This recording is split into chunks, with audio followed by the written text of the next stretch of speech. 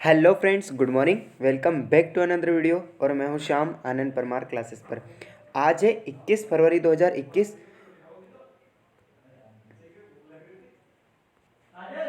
और 21 फरवरी से बनने वाले महत्वपूर्ण क्वेश्चनों के बारे में हम बात करेंगे और उनसे बनने वाले महत्वपूर्ण जो इम्पोर्टेंट फैक्ट है उनके बारे में भी हम बात करेंगे।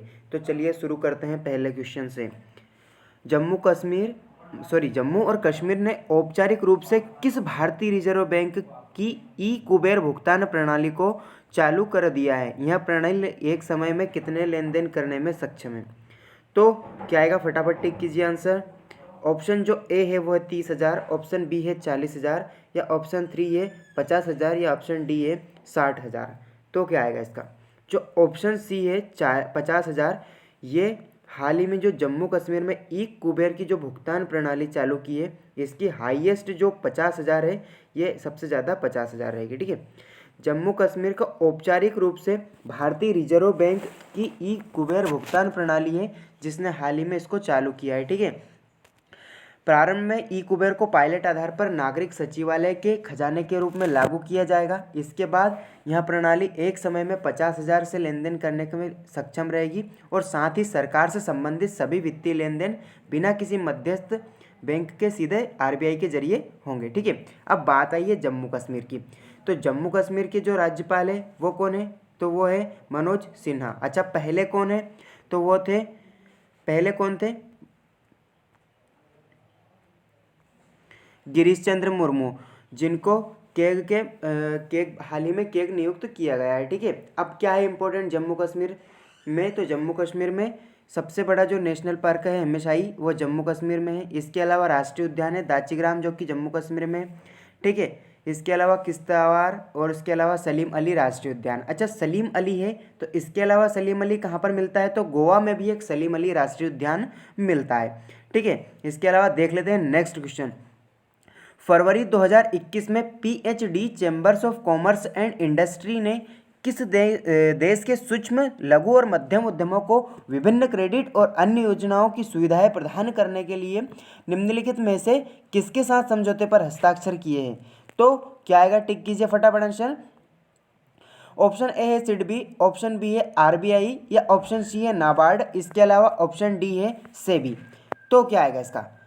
ऑप्शन जो ए है सिडबी, इसने जो 2021 फरवरी में जो PhD chambers of commerce and industry ने जो देश के सूक्ष्म लघु यानी कि एमएसएमई के विभिन्न क्रेडिट और अन्य योजनाओं की सुविधाओं को प्रदान करने के लिए सिडबी के साथ समझौता किया है। ठीक है, इसके अलावा जान लेते हैं PhD chambers of commerce and industry ने जो हाल ही में इंडस्ट्रियल डेवलपमेंट बैंक है उसके साथ समझौते पर हस्ताक्षर किए हैं।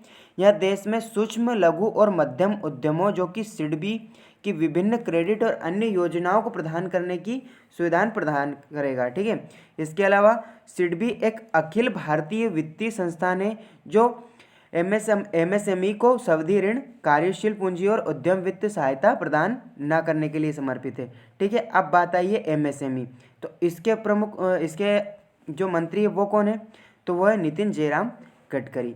सॉरी, कौन है? पीयूष गोयल। ठीक है, इनको रेल मंत्री भी दिया गया है। ठीक है, देख लेते हैं नेक्स्ट क्वेश्चन। ट्राइडेंट लिमिटेड को औद्योगिक जल उपयोग दक्षता की श्रेणी में फिक्की जल पुरस्कार 2021 में संयुक्त प्रथम पुरस्कार से सम्मानित किया गया है। तो किसको किया गया है? ऑप्शन ए है पुणे, ऑप्शन बी है नई दिल्ली, ऑप्शन सी है हैदराबाद, या ऑप्शन डी है कोलकाता। तो क्या आएगा इसका? टिक कीजिए फटाफट राइट आंसर। क्या आएगा इसका राइट आंसर? जो ऑप्शन जो बी है नई दिल्ली, उनमें ट्राइडेंट लिमिटेड जो औद्योगिक जल उपयोग दक्षता की श्रेणी में फिक्की जल पुरुष 2021 में प्रथम पुरस्कार से इसे सम्मानित किया गया है। अब बात आई है फिक्की की। ठीक है, तो फिक्की के अध्यक्ष कौन है? तो कौन है? उदय शंकर है। ठीक है, फिक्की के अध्यक्ष, और इसका मुख्यालय कहाँ पर है? नई दिल्ली में है। ठीक है, इसके अलावा हाल ही में 2 नए जो अध्यक्ष हैं वो नियुक्त किए गए हैं। तो वो कौन है? अच्छा, जान लेते हैं नाबार्ड के अध्यक्ष कौन है? तो वो है गोविंद चिंतालू। इसके अलावा जो एसबीआई है उसके अध्यक्ष कौन है? तो दिनेश खारा है। ठीक है, जो जैसे मैंने अभी हाल आपको क्वेश्चन बताया था कि एमएसएमई, उसी तरह जो भारतीय उद्योग परिसंघ के जो अध्यक्ष है वो उदय कोटक को बनाया गया है। ठीक है, याद रखना ये इंपॉर्टेंट बातें हैं और ये एग्जाम में आ सकता है। ठीक है, देख लेते हैं। जो ट्राइडेंट लिमिटेड को औद्योगिक जल उपयोग दक्षता श्रेणी में फिक्की जल पुरस्कार 2021 जो 2020 में संयुक्त प्रथम पुरस्कार से सम्मानित किया गया है। ठीक है, यह पुरस्कार federation of Indian chambers of commerce and industry जो कि फिक्की है इसके द्वारा स्थापित किया गया है। ठीक है, इस पुरस्कार के ट्राइडेंट लिमिटेड को जल कुशल मशीनरी, शून्य तरल निर्वहन प्रणाली आदि की स्थापना के लिए चुना गया। ठीक है, इसका मुख्यालय नई दिल्ली में है और फिक्की की स्थापना 1927 में की गई थी। अच्छा, संस्थापक कौन थे? तो वो थे पुरुषोत्तम दास ठाकुरदास, इसके अलावा घनश्याम दास बिड़ला। ठीक है, याद रखना इंपॉर्टेंट बातें। इसके अलावा भारतीय एयरटेल डीटीएच शाखा भारतीय टेलीमीडिया के बारबर्ग पिंकस जो कि एलिफेंट की कितनी प्रतिशत इक्विटी हिस्सेदारी का अधिग्रहण करेगी? तो कितने? ऑप्शन ए है 10, ऑप्शन बी है 15, ऑप्शन सी है 20 या ऑप्शन डी है 25। तो क्या आएगा इसका? जो ऑप्शन बी है ये आएगा 20। ठीक है, जान लेते हैं। जो डीटीएच यानी कि भारतीय डीटीएच भारतीय शाखा टेलीमीडिया की जो बारबर्ग पिंकस है इसमें एलिफिट जो कि 20% इक्विटी को हिस्सेदारी का अधिग्रहण करेगी। ठीक है, यह सौदा कुल 3,126 करोड़ रुपए का रहेगा, जिसमें मुख्य रूप से 600 रुपये प्रति शेयर की कीमत पर एयरटेल ने 3.64 करोड़ इक्विटी शेयर जारी किए हैं। इसके अलावा जो एयरटेल है उसने 0.5% के प्रीमियर पर बारबर्ग पिंकस जो एफिशिएट है इसको अपने जो शेयर है उसको बेचने का जारी करेगा। ठीक है, इसके अलावा देख लेते हैं नेक्स्ट क्वेश्चन। टोक्यो 2020 कार्यकारी बोर्ड ने किसको टोक्यो ओलंपिक 2020 आयोजन का नया अध्यक्ष चुना गया है? तो ऑप्शन ए है थॉमस बाच, या ऑप्शन सी है हाशिमोटो सेको, या ऑप्शन सी है रिडल एन करियन, या ऑप्शन डी है जुआन एंटोनियो समरंच। तो क्या आएगा इसका? फटाफट टिक कीजिए। इसका आएगा हाशिमोटो सेको। क्या नाम है हाशिमोटो, साला हंसता ही रहता है क्या? सही है ना? ठीक है, तो अब कर लेते हैं ओलंपिक। ओलंपिक की बात आई है तो ओलंपिक को कब से स्टार्ट किया गया था? 1896 से इसे प्रारंभ किया गया था। ठीक है, कुछ महत्वपूर्ण इंपॉर्टेंट पर हम नज़र डाल लेते हैं, जैसे कि इसको 1896 में स्थापित किया, मतलब इसको प्रारंभ किया गया था कहाँ से? यूनान के एथेंस से। और जो स्टार्ट किया गया था तो किसके सम्मान में किया गया था? जो वहाँ के शासक थे जूस, उनके सम्मान में इसको प्रारंभ किया गया था। ठीक है, इसके अलावा इस पे जो इसकी पृष्ठभूमि रहती है, इसका तिरंगा तिरंगा नहीं, जो झंडा रहता है इस पे 5 जो सर्कल रहते हैं। ठीक है, तो वो कौन सी, मतलब पांचों जो कॉन्टिनेंट हैं उनको दर्शाते हैं। तो कौन सा किस देश को, कौन सा किस कॉन्टिनेंट को दर्शाता है उसके बारे में हम बात कर लेते हैं। ठीक है, तो जो पीला रहता है वो किसको दर्शाता है? वो एशिया को दर्शाता है। ठीक है, नीला यूरोप को दर्शाता है, हरा ऑस्ट्रेलिया को दर्शाता है, काला अफ्रीका को दर्शाता है, तथा जो लाल है वो किसको दर्शाता है? वो अमेरिका को दर्शाता है। ठीक है, इसके अलावा जो 2016 में रियो ओलंपिक हुआ था उसके बारे में हम जानकारी ले लेते हैं, ये इम्पोर्टेंट। इसमें जो भारत के कुल 123 सदस्यों ने भाग लिया था, जो कि 15 खेलों में उन्होंने भाग लिया था। ठीक है, इसके अलावा ओलंपिक ने भारत के कुल 2 पदक जीते। कितने? सिर्फ 2, मात्र 2 पदक जीते। ठीक है, इसके अलावा जो कांस्य पदक है वो साक्षी मलिक के द्वारा फ्री स्टाइल कुश्ती में जीता गया। और जो बैडमिंटन की खिलाड़ी है पीवी सिंधु, इन्होंने पहली महिला प्रतियोगिता में कांस्य पदक को जीता है। ठीक है, याद रखना, जटिल बातें जान लेते हैं इसके बारे में। जो टोक्यो 2020 कार्यकारी जो बोर्ड के 7 ओलंपिक है, इनके जो समिति है इसके अध्यक्ष ये जो हाशिमोटो है इनको बनाया गया है। ठीक है, टोक्यो ओलंपिक और पैरा ओलंपिक खेलों की मंत्री, महिला सशक्तिकरण की प्रभारी मंत्री एवं जापान सरकार ने लैंगिक समानता राज्य मंत्री थी। ठीक है, इसके अलावा जापान है तो जापान की राजधानी क्या है? टोक्यो, और मुद्रा क्या है? येन। अच्छा, ये बात आई है तो इसके अलावा हम इसके बारे में जान लेते हैं। 2024 है वो कहाँ पर होगा, इसका आयोजन कहाँ पर किया जाएगा? तो वो किया जाएगा पेरिस में। और पेरिस कहाँ पे? फ्रांस में। इसके अलावा जो 2028 का होने वाला है वो कहाँ पर होगा? तो आप मुझे कमेंट करके ये बताना है। ठीक है दोस्तों, ये आपको कमेंट करके बताना है कि 2028 का जो ओलंपिक होने वाला है वो कहाँ पर होगा। ठीक है, देख लेते हैं नेक्स्ट क्वेश्चन। फरवरी 2021 में दीनदयाल पोर्ट ट्रस्ट जो कि कार्गो हैंडलिंग में कितने मिलियन मीट्रिक टन को व्यापार पार कर लिया है?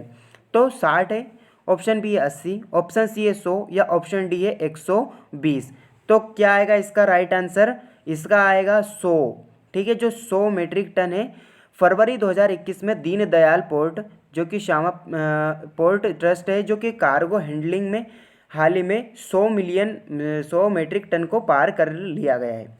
ठीक है, अब जान लेते हैं इसके बारे में कुछ इंपॉर्टेंट बातें। जो दीनदयाल पोर्ट ट्रस्ट है जो कि कार्गो हैंडलिंग है, इसमें 100 मिलियन मीट्रिक टन को पार कर लिया गया है। ठीक है, पत्तन पोत परिवहन और जलमार्ग मंत्रालय के अनुसार बंदरगाह एवं मैत्रीपूर्ण प्रयोक्ता दृष्टिकोण अपना बना रहा है। ठीक है, ईज ऑफ डूइंग बिजनेस जो कि एक इंडेक्स होता है उसको बेहतर करने तथा जल यात्रा बिरादरी और हितकारियों के साथ निरंतर परामर्श ले रहा है। ठीक है, यहाँ ये कहाँ पर स्थित है? तो गुजरात के जो कच्छ का रण है इसमें दीनदयाल बंदरगाह स्थित है। इसके अलावा वहाँ पर अपने जो भारत देश है इसमें प्रमुख 12 बंदरगाह है। ठीक है, अब मैं आपको 12 के नाम काउंट करवाऊँ क्या? तो हाँ ठीक है, सुन लीजिए। तो पहला है मुंबई बंदरगाह जो कि महाराष्ट्र में है, कोचीन बंदरगाह केरल में है, मुर्मुगोवा है जो गोवा में है, विशाखापट्टनम आंध्र प्रदेश में है, पारादीप बंदरगाह उड़ीसा में है, इन्नौर बंदरगाह तमिलनाडु में है, कोलकाता बंदरगाह पश्चिम बंगाल में है, पोर्ट ब्लेयर है जो कि अंडमान में है। ये इंपॉर्टेंट है, लेकिन ये जो 12 है इसके अलावा ये मेन 13वां भी है। ठीक है, इसके अलावा कांडला गुजरात में है, BO चिदम्बरनार ये तमिलनाडु में है, न्यू मंगलोर कर्नाटक में है, चेन्नई तमिलनाडु में है और जवाहरलाल नेहरू मुंबई में। ठीक है, अब मैंने ये बोला था कि सुन लीजिए, तो ये सिर्फ सुनने के लिए नहीं है, इसको याद भी करना है। एक बार और रिपीट करूँ क्या? ठीक है, मुंबई महाराष्ट्र में है, कोचीन केरल में है, मुर्मुगोवा गोवा में है, विशाखापट्टनम आंध्र प्रदेश में है, पारादीप उड़ीसा में है, एन्नौर तमिलनाडु में है, कोलकाता पश्चिम बंगाल में है, पोर्ट ब्लेयर अंडमान में है, कांडला गुजरात में है, PO चिदम्बरनार तमिलनाडु में है, न्यू मंगलोर कर्नाटक में है, चेन्नई तमिलनाडु में है, जवाहर जो कि मुंबई में। ठीक है, देख लेते हैं नेक्स्ट क्वेश्चन। भारत 19 फरवरी 2021 तक विश्व में सबसे तेज यानी कि 1 करोड़ वैक्सीन खुराक देने वाला किस देश के बाद दूसरा बन गया है? तो टिक कीजिए इसका फटाफट right answer. Option A Australia, option B है USA, ऑप्शन सी है इटली या ऑप्शन डी है स्पेन। तो क्या आएगा इसका? जो अमेरिका है उसका जो इसके बाद जो सेकंड नंबर पर जो आने वाला है वो जो लास्ट अपडेट है 19 फरवरी 2021 तक का, उसमें जो सबसे तेज़ी से 1 करोड़ वैक्सीन खुराक देने वाला विश्व का दूसरा सबसे बड़ा देश बन गया है। अब जान लेते हैं इसके बारे में। जो भारत को जो 19 फरवरी 2021 तक विश्व में सबसे तेज़ी से 1 करोड़ वैक्सीन जो कि खुराक देने वाला अमेरिका के बाद दूसरा देश बन गया है। ठीक है, इसके अलावा 18 फरवरी 2021 को 6,58,674 खुराक के साथ उच्चतम एकल दिवसीय टीकाकरण किया जाएगा। ठीक है, अमेरिका की बात आई है तो अमेरिका की राजधानी क्या है? वॉशिंगटन DC है, मुद्रा अमेरिकी डॉलर है, अध्यक्ष जो बाइडेन है, उपाध्यक्ष कमला हैरिस है। इसके अलावा इससे पहले माइक पेंस थे और जो हमारे राष्ट्रपति थे वो कौन थे? डोनाल्ड ट्रंप थे। ठीक है, देख लेते हैं नेक्स्ट क्वेश्चन। निम्नलिखित में से किसने मुंबई स्थित doubt solving edtech startup scholar का अधिग्रहण किया है? तो ऑप्शन ए है वेदांतु, ऑप्शन बी है खान अकादमी, ऑप्शन सी है एक्स्ट्रा मार्क्स या ऑप्शन डी है बायजूस।